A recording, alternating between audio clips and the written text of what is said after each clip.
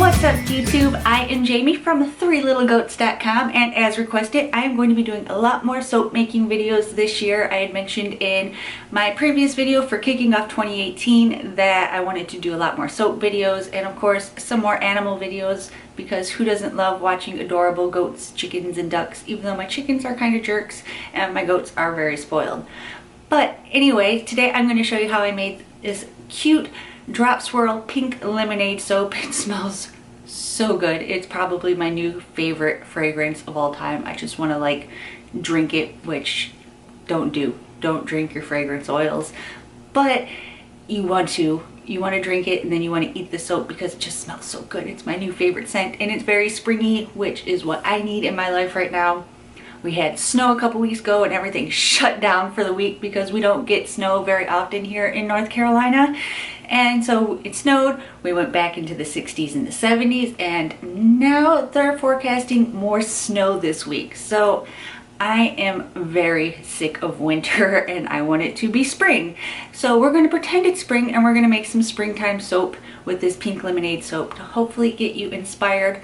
Everything will be down in the description box of everything I used, as well as information about previous soap videos that if you're new to soap making can kind of help you as well. So let's get started.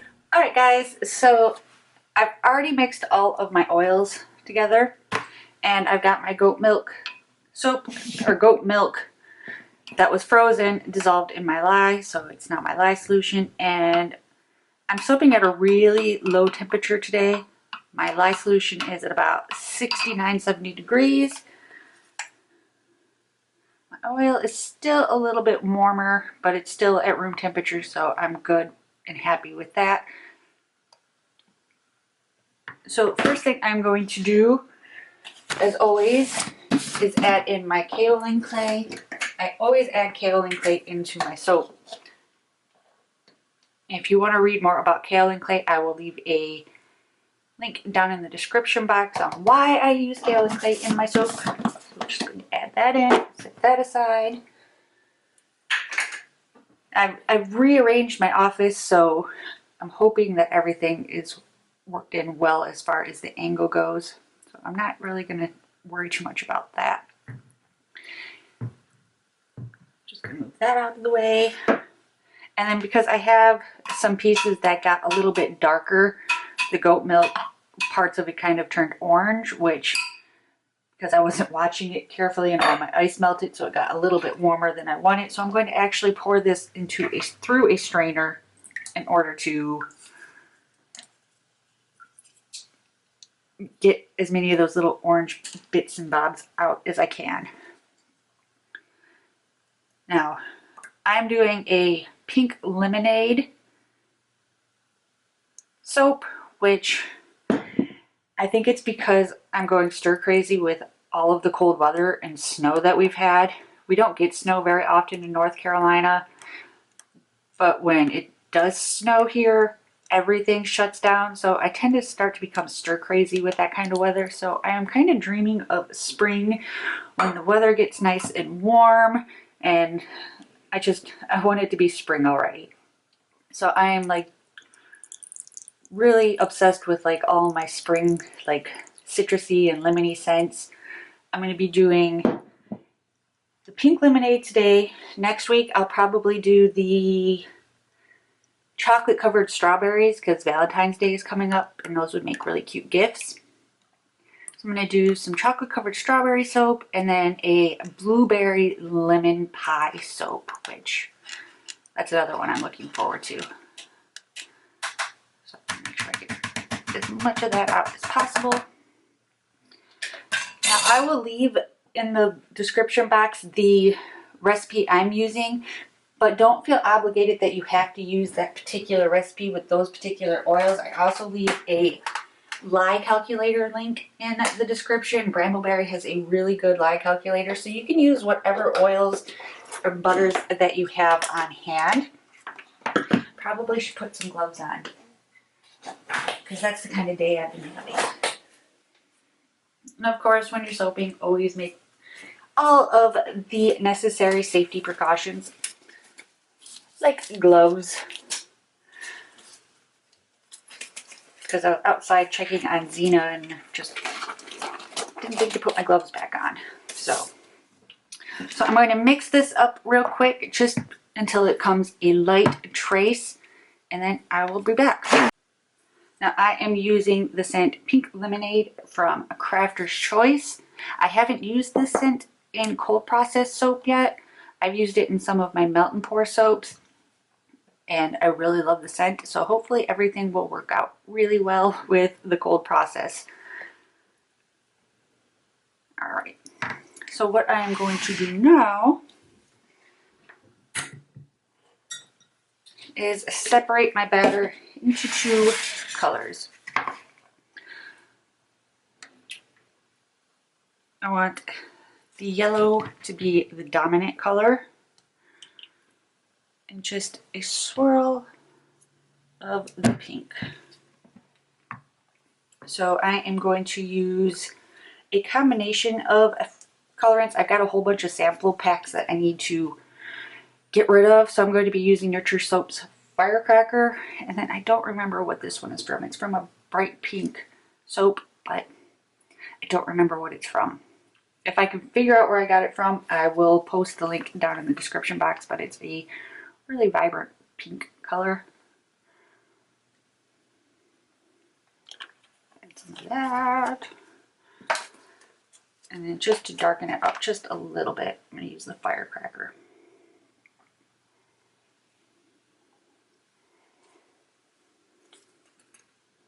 Without making a big old mica mess. We will see. The same with the yellow. I'm going to be using some samples from that I got from somewhere. Again, I don't know. Put that in there. And then I'm going to add a little bit of the Firefly mica powder from Nurture Soap again. I just have so many. I buy the sample pack so I can test them out to see how the colors work, and I hoard them. I am a soap supply hoarder. So I'm trying to use up all of these little sample packets, because when I cleaned my office out, oh my gosh, I found so many sample packets everywhere. So it's New Year, gonna get them used up. So I am going to take my stick blender and I'm just going to incorporate these before I add in my fragrance. And then just to make sure I don't have any globs of mica, I'm just going to scrape down my bowl really well.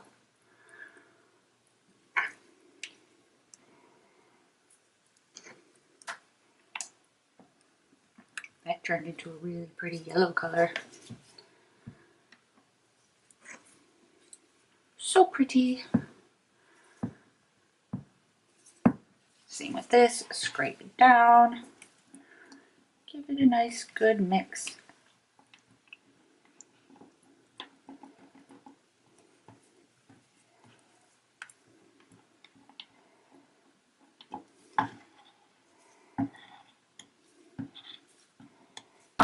Yay! I love how those colors turned out. So cute. Alright, now the fun part comes. I gotta add my fragrance. So that's not the fun part. Sad. I'm always impatient.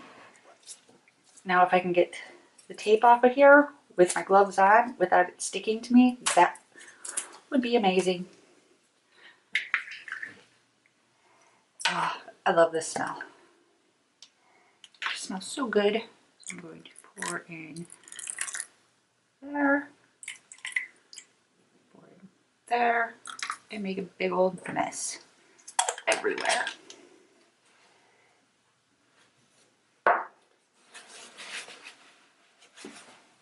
Alright, and then I'm just going to hand mix this in.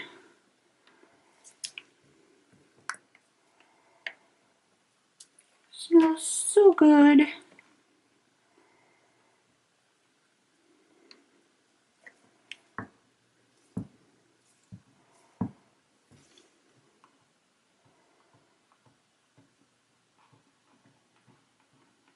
So far so good, no ricing. Doesn't seem to have accelerated too bad. It's still nice and pourable. So thumbs up for that. And it just smells super yummy. All right, now the fun part. Now we pour. All right. I'm going to take my yellow, and then this mold I just got from Amazon. You can pick them up on Amazon for really cheap. So if you're new into soap making and you don't know if it's something that you want to try out, picking up like a cheap mold like this off of Amazon is always a great way to start out. I just prefer to make smaller batches. I don't like making big, huge soap batches. I'm just going to pour it and keep switching off until my mold is completely full.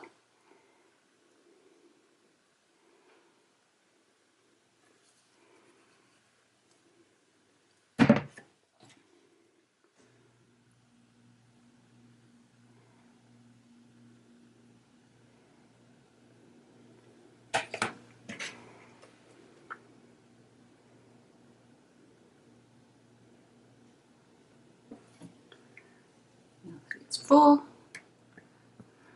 Get as much of that soap out as I can. Now I'm just cold processing this. If you're impatient and you want to use your soap a little bit quicker, you can always hot process, which I have a video on that, which I'll put in the little I bar and down in the description box. And if you don't like hot process, you want a little bit more control over your colors and things like that, you can do cold process, oven process, which I also have a link for that down in the description box that you can check out if you would like. Let's scrape out the pink. So good. Smells so yummy.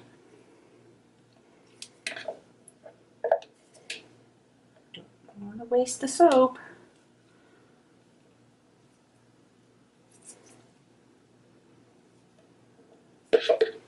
Alright, I don't know where my toothpicks are, so I'm just going to use a popsicle stick, and I'm just going to lightly swirl the top. Nothing too fancy.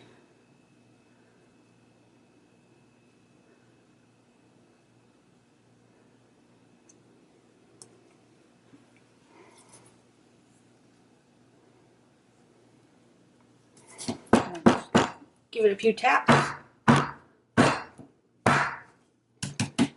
And I'm going to set that aside for 24 to 48 hours and let it cure. And when I am ready to cut it, I will bring you back. Alright guys, so I actually let this sit for about 4 days. Not because I had to, but because life got in the way. I made it on a Thursday. It is now the following Tuesday. So let's unmold it. Oh my god, just releasing the mold. It smells so good. Oh, so good. Just slide it on out. Ooh, so big. And I'm just going to take my handy dandy cutter. And now I've had people message me on Facebook about what I use to cut. I got this little wooden cutter off of Amazon for like $20. It comes with like the metal sheet that you can slide down it. I don't like those because they just leave like a kind of like a slidey mark across it. I don't know if that makes sense. I didn't like the way the cuts were coming out, so I actually found this on Amazon. I don't remember how much I paid for it. I think it was well under, definitely under $20, and it comes with extra little cutters. But so far I am loving this cutter with this black. And so if you're just starting out, this would probably be like the easiest setup for you. Ooh, so pretty. Oh, I just want to, I want to eat it. All right, so we got that there. Let's cut some more.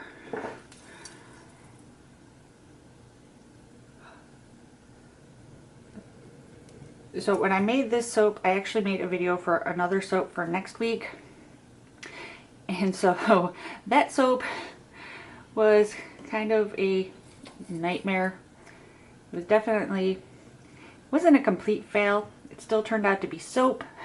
But if you're interested in seeing my fail, be sure to subscribe to my channel and I'll have that video out next week. It was interesting to say the least. It was partial user error, which we all make mistakes. Nobody's perfect. And it was partial fragrance oil that I used. I'd like to blame it more on the fragrance oil than on me, but we all know that's not going to happen. I had a part to play in it that made it turn out such a fail, but it still turned out as soap. I can still use it as soap. I haven't cut it yet to see what the damage is, but if you're interested in seeing a nice little soap fail video, be sure to subscribe for next week's soap video. It's actually the blueberry lemon soap I made, and so it should be fun seeing how that turns out when I cut into that. Alright guys, so that is what I have for you guys today. If you like this video, be sure to give it a big thumbs up. It really helps. And if you haven't already subscribed to our channel, be sure to do so, especially if you want to see that soap fail video next week. It wasn't a total disaster. I did finally cut the soap open. It was salvageable, but it was definitely an interesting soap to make. So be sure to subscribe for that and let me know down in the comments below what type of videos you guys want to see more of, and I will see you guys next time.